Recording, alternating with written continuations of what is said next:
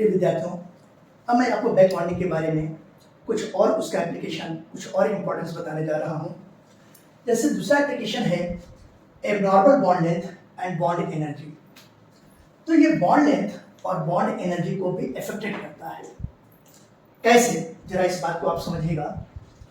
आप कॉन्सेप्ट जानते हैं कि जो बॉन्ड एनर्जी होता है, बॉन्ड एनर्जी का मतलब बॉन्ड डिसोसिएशन एनर्जी से है। यहाँ पर किसी बॉन्ड को ब्रेक करने के लिए कितनी एनर्जी की रिक्वायरमेंट होती है, उसको bond dissociation energy, bond energy कहेंगे यहाँ पर।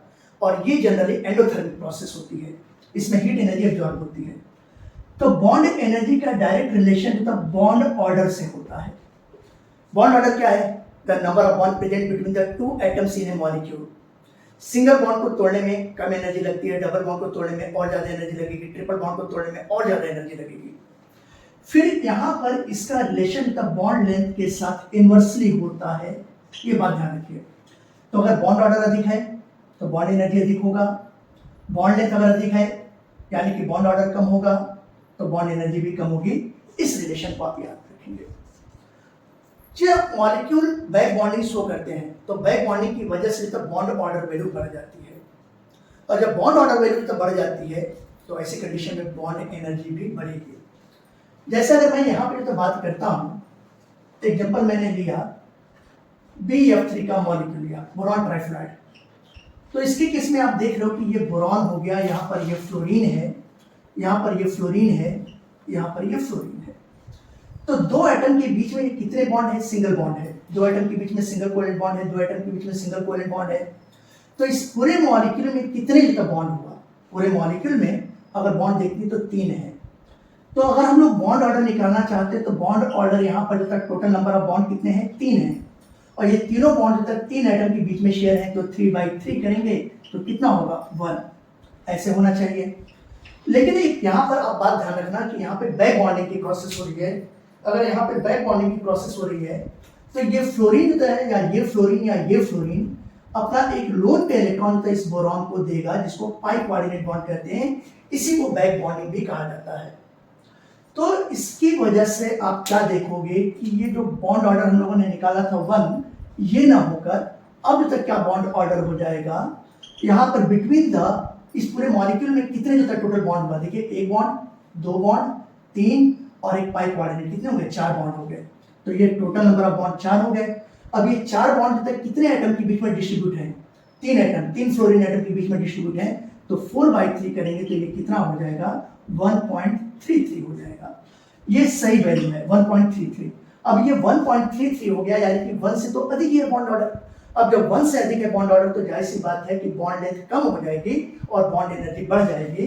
तो ऐसी कंडीशन में BF3 के मॉलिक्यूल में आप देखोगे कि बॉन्ड ऑर्डर जो इंक्रीज हुआ तो बॉन्ड एनर्जी भी जो क्या हो जाएगी? इंक्रीज कर जाएगी। और बॉन्ड लेंथ जो क्या हो जाएगा? ये डिक्रीज कर जाएगा। क्यों? क्योंकि सिंगल बॉन्ड के कंपेयर में जो डबल बॉन्ड होता है उसकी बॉन्ड लेंथ कम होगी, तो बॉन्ड लेंथ क्या हो गया? डिक्रीज कर गया। एक मैं दूसरा आपको एग्जांपल बताता हूं। जैसे कि अगर मैं BeF2 के मॉलिक्यूल की बात करता हूं, तो इस BeF2 के मॉलिक्यूल में अगर हम लोग देखें तो कैसे इसका स्ट्रक्चर बनाते हैं, तो ये बेरियम हो गया, यहाँ पर ये फ्लोरीन है, यहाँ पर ये क्या हो गया? ये फ्लोरीन हो गया। तो यानी कि अगर आप देखें तो दो एटम के बीच में एक सिंगल कोवेलेंट बॉन्ड ये हो गया, दूसरा सिंगल कोवेलेंट बॉन्ड ये हो गया।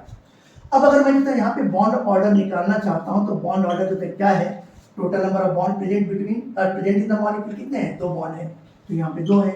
अब ये 2 बॉन्ड तक कितने एटम के बीच में डिस्ट्रीब्यूट है? 2 एटम के बीच में डिस्ट्रीब्यूट है।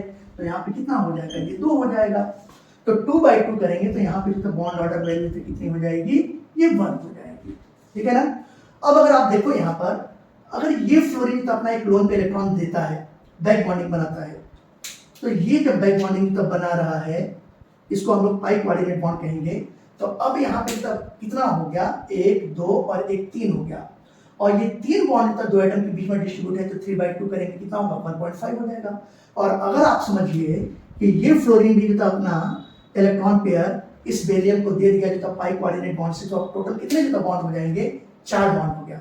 और ये 4 बॉन्ड तक कितने एटम के बीच में डिस्ट्रीब्यूट है? 2 एटम के बीच में है। तो अगर मैं यहाँ पे बॉन्ड ऑर्डर की बात करता हूँ तो 4/2 करेंगे तो ये वैल्यू कितनी होगी? 2। लेकिन ये वैल्यू थ्योरेटिकल वैल्यू है। अगर एक्सपेरिमेंटल वैल्यू देखा जाए तो ये देखा गया है कि एक्सपेरिमेंटल वैल्यू कितनी होती है, ये 1.3 तक जाती है लगभग, जिसको मैं तो 1.2 मान लेता हूँ। 1.1 से लेके 1.3 तक जाती है, ये 1.2 मान लेता हूँ। तो फिर भी जो अगर आप दोनों वैल्यू में आप देखते हो तो 1.2 वैल्यू 1.0 से बड़ा है कि नहीं। जब 1 से तो बड़ा हुआ तो ऐसी कंडीशन में इस मॉलिक्यूल में भी आप देख रहे हैं कि बॉन्ड ऑर्डर तो इंक्रीज हो रहा है। तो बॉन्ड ऑर्डर इंक्रीज होगा तो बॉन्ड को तोड़ने के लिए रिक्वायर्ड एनर्जी भी अधिक होगा। लेकिन बॉन्ड लेंथ क्या हो जाएगा, बॉन्ड लेंथ आप देख रहे हो ये डिक्रीज कर जा रहा है, ये इम्पैक्ट पड़ता है। अब मैं आपको इसका अगला एप्लीकेशन बताने जा रहा हूं, और ये अगला एप्लीकेशन थर्ड एप्लीकेशन में बताने जा रहा हूं। इसका थर्ड एप्लीकेशन किससे रिलेटेड है, हाइब्रिडाइजेशन से रिलेटेड है। अगर किसी एलिमेंट पर लोन पे इलेक्ट्रॉन प्रेजेंट है, फ्री है, तो ऐसी कंडीशन में उस लोन पे इलेक्ट्रॉन को हाइब्रिडाइजेशन में काउंट किया जाता है। लेकिन अगर लोन पे इलेक्ट्रॉन अवेलेबल नहीं है, वो पाई कोऑर्डिनेट बॉन्ड से दे दिया किसी को, तो ऐसी कंडीशन में हाइब्रिडाइजेशन में उसको काउंट नहीं करते हैं। तो ये हाइब्रिडाइजेशन को भी इफेक्ट कर रहा है। ये देखिए हाइब्रिडाइजेशन को इफेक्ट कर रहा है। कैसे हाइब्रिडाइजेशन को इफेक्ट कर रहा है, जरा इस बात को हम लोग समझते हैं। यहां पर जैसे मैं एक एग्जांपल ले रहा हूं, ट्राई मिथाइल एमीन की बात कर रहा हूं, और इस ट्राई मिथाइल एमीन का फॉर्मूला CH3 थ्राइस N है। और इसी तरीके से एक दूसरा मॉलिक्यूल ले रहा हूं जिसका नाम है ट्राइसिलाइल एमीन है, ये SiS3 थ्राइस N है। इसमें बैक बॉन्डिंग इस मॉलिक्यूल में पॉसिबल नहीं होता है, और इस मॉलिक्यूल में बैक बॉन्डिंग पॉसिबल होता है।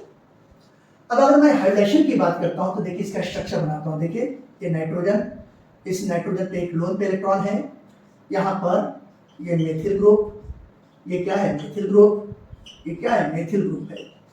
और इसका जब स्ट्रक्चर हम लोग बनाते हैं तो ये नाइट्रोजन हो गया, यहाँ पर ये SiS3 सिलाइल ग्रुप, ये दूसरा सिलाइल ग्रुप, ये तीसरा सिलाइल ग्रुप SiS3 हुआ।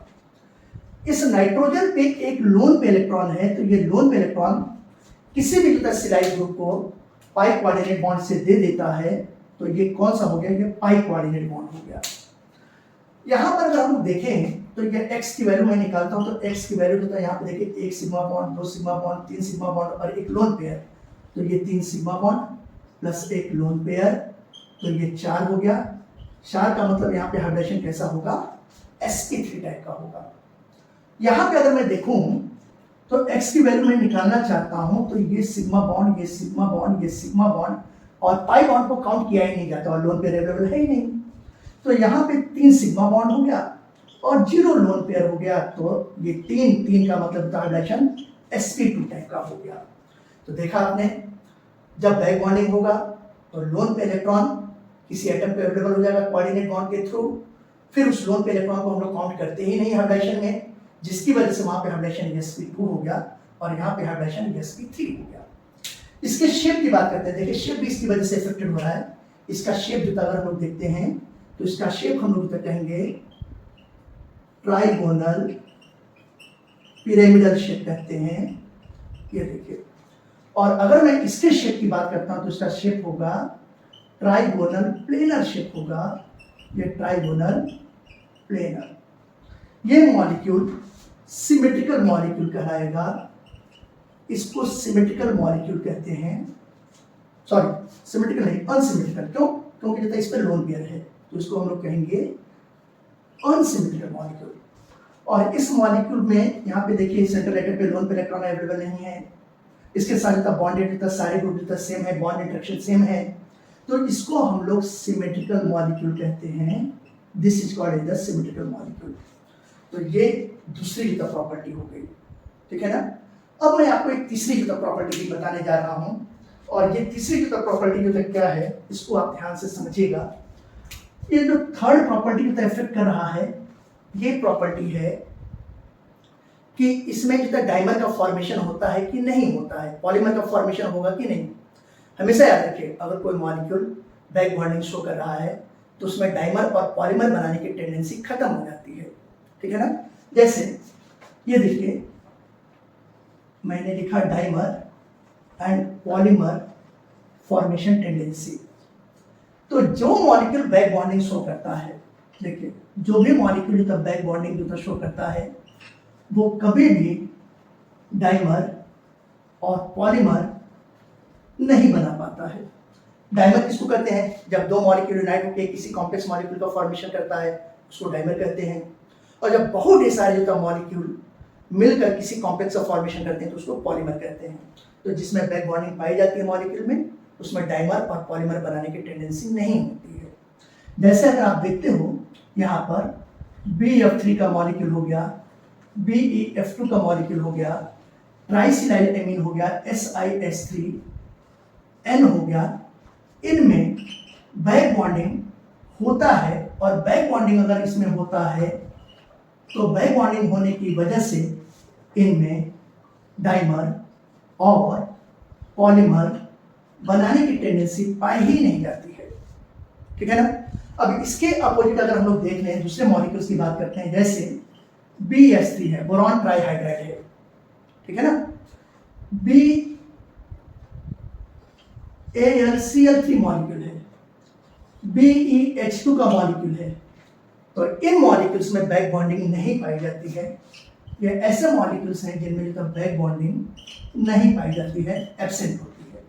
और जब बैक बॉन्डिंग नहीं पाई जाती है तो इनमें डाइमर्स पॉलीमर्स बनाने की टेंडेंसी होती है। जैसे देखिए दो मॉलिक्यूल BS3 का मिलकर ये B2H6 बना लेता है, जिसको डाइबोरिन कहा जाता है, जिसमें बनाना बॉन्ड पाया जाता है। इसके बारे में भी मैं बहुत जल्दी ही वीडियो लेक्चर बनाऊंगा, डाइबोरिन का कॉन्सेप्ट। और इसी तरीके से अगर मैं जो यहाँ पे AlCl3 मॉलिक्यूल की बात करता हूँ, एल्युमिनियम ट्राइक्लोराइड की, तो इसमें भी जब बैक बॉन्डिंग नहीं पाया जाता है, जिसकी वजह से इसके दो मॉलिक्यूल मिलकर Al2Cl6 से एल्युमिनियम हेक्साक्लोराइड इस डाइमर का फॉर्मेशन करते हैं। तो ये दोनों ही क्या हैं? ये डाइमर हैं। ये बात आप ध्यान रखिएगा। तो इस तरीके से आज का वीडियो लेक्चर आपको समझ में आया होगा, ऐसा मैं सोचता हूँ। और अगर आपको मेरा वीडियो लेक्चर समझ में आया है तो आप मेरे YouTube चैनल ऑर्बिटल वर्ल्ड को सब्सक्राइब कीजिए, लाइक कीजिए, शेयर कीजिए, अपने दोस्तों को भी बोलिए, जिससे मैं और ज़्यादा वीडियो बनाने के लिए प्रोत्साहित हो सकूँ। बस यही मेरा आपसे सपोर्ट चाहिए। Thank you sir.